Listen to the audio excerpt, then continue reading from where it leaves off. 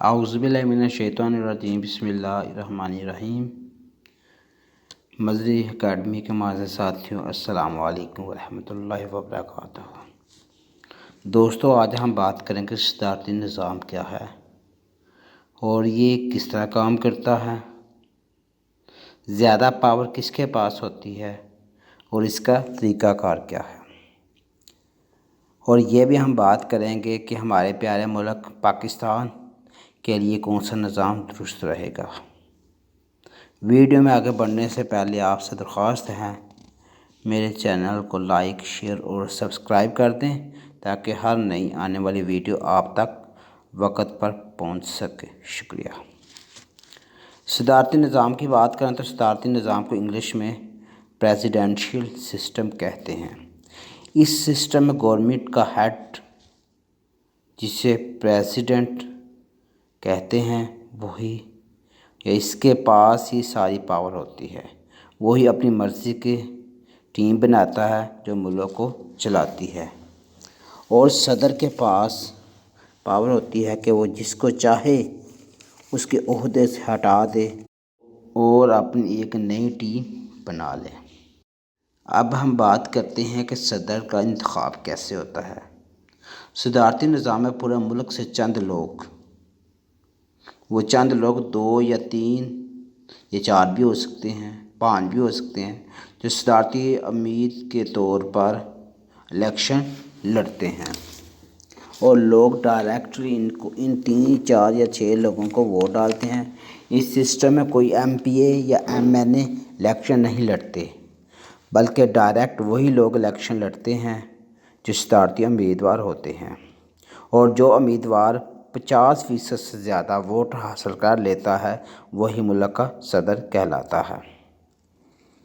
تو اس کے بعد ہم بات کرتے ہیں وہ کون سے ممالک ہیں جہاں صدارتی نظام پایا جاتا ہے اور انہوں نے صدارتی نظام میں رہتے ہوئے اچھی خاصی ترقی بھی کی ہے۔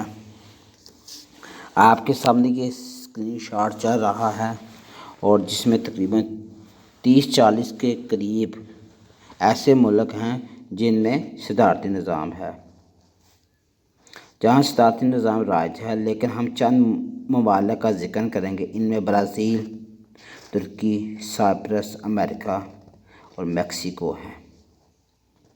اگر آپ ان ممالک کی ترقی کے لحاظ سے دیکھیں تو یہ ترقی کے ہر میدان میں آگے ہیں۔ اگر ہم امریکہ کی بات کریں تو یہ تقریباً ہر میدان میں آگے ہے اور ترقی کی راہ پر گامزن ہے۔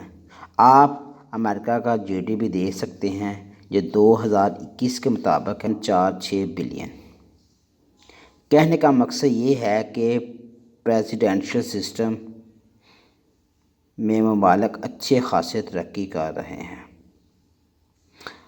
اور اگر ہم بات کریں پاکستان کی کہ پاکستان میں کون سا نظام اچھا رہے گا، پارلیمانی نظام اچھا رہے گا یا پریزیڈنشل سسٹم اچھا رہے گا، صدارتی نظام اچھا رہے گا، اب ہمیں دیکھنا، سوچنا اور غور کرنا ہے کہ پاکستان کے لیے کون سا سسٹم ہونا چاہیے، یا ملک پاکستان کے لیے اچھا سسٹم کون سا ہونا چاہیے۔ یہ ہماری ہی ٹاپ ایجنسیوں اور تمام سٹیک ہولڈرز کو مل بیٹھ کر ایک جامع پلان بنانا چاہیے اور غور فکر کرنا چاہیے کہ پاکستان میں کون سا سسٹم نافذ کریں جو اچھی طرح ڈیلیور کر سکے۔ میرے خیال سے پاکستان میں صدارتی نظام اچھی کارکردگی دکھائے گا، کیونکہ صدارتی نظام میں کوئی MP یا MNA نہیں ہوگا جو وزیر اعظم کو بلیک میل کر سکے۔ اگر پھر بھی وزیر اعظم کام نہیں کر پائے گا تو ڈیفینیٹلی پھر سارا بلیم صدر کے اوپر ہی آئے گا۔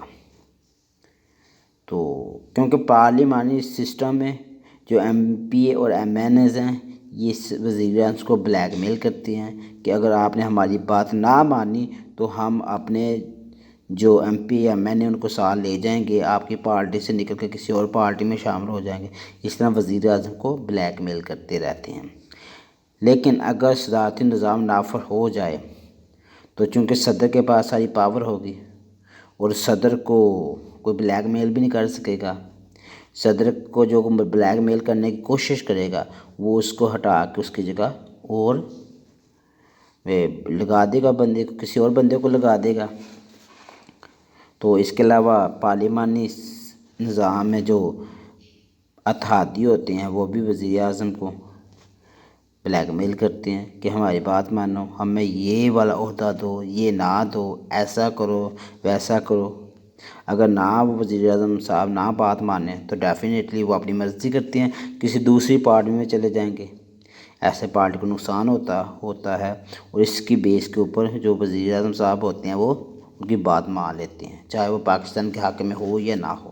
لیکن اگر صدارتی نظام ہو تو ڈیفینیٹلی ساری پاور صدر کے پاس ہوگی، اور اس کو کوئی بلیک میل بھی نہیں کر سکے گا، اور وہ اپنے حساب سے اپنی ٹیم کی کارکردگی دیکھ کے نئی ٹیم ہائر کرے گا۔ اگر پرانی صحیح طرح سے ڈلیور نہیں کر رہی تو نئی ٹیم لگائے گا۔ تو میرے خیال سے تو یہ ہے، اور آپ مجھے کمنٹ باکس میں اپنا خیال بتائیں کہ آپ کے خیال میں پاکستان میں کون سا سسٹم اچھا رہے گا۔ آخر میں اللہ سے دعا ہے کہ ہمارے پیارے ملک پاکستان کی حفاظت فرمائے، اور چاہے کوئی بھی سسٹم پاکستان میں آئے لیکن ہو وہ پاکستان کے حق میں، پاکستان کے انٹرسٹ میں ہو۔ آمین ثم آمین۔ پاکستان